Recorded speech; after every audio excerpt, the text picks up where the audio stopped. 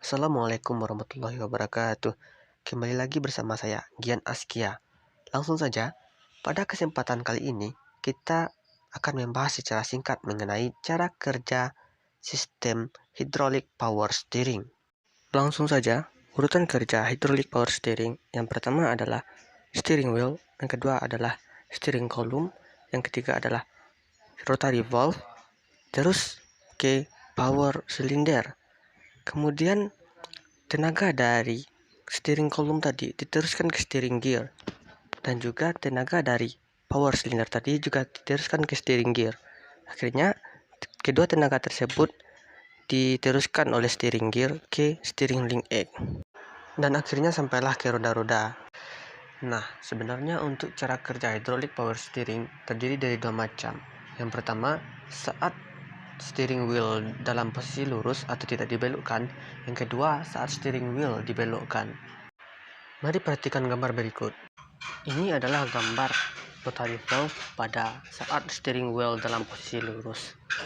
Oke, saat posisi steering wheel lurus, rotary valve atau control valve berada pada posisi netral.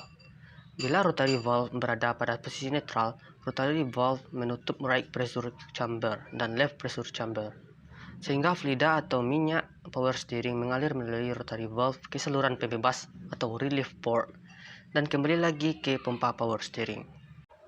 Saat posisi ini tidak terbentuk tekanan atau tekanan kedua sisi sama, sehingga piston tidak bergerak dan pinion gear tetap pada posisinya serta roda dalam kondisi lurus.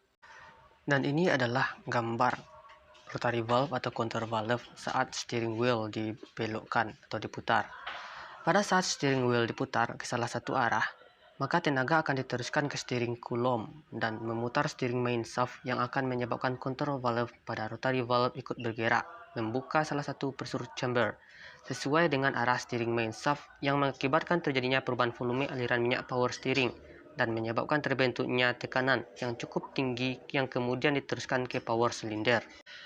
Pada power cylinder, terdapat perbedaan tekanan pada kedua sisi silinder sehingga menyebabkan piston bergerak ke sisi yang bertekanan rendah, sehingga minyak power steering yang berada dalam ruangan yang bertekanan rendah tersebut akan dikembalikan ke pompa power steering melalui rotary valve. Pergerakan piston tersebutlah yang membantu steering gear bekerja lebih ringan dan akhirnya tenaga diteruskan ke steering link egg kemudian ke roda-roda. Nah, inilah urutan kerja dari hydraulic power steering. Nah, itulah penjelasan singkat mengenai cara kerja hydraulic power steering. Baiklah, sekian, terima kasih. Assalamualaikum warahmatullahi wabarakatuh.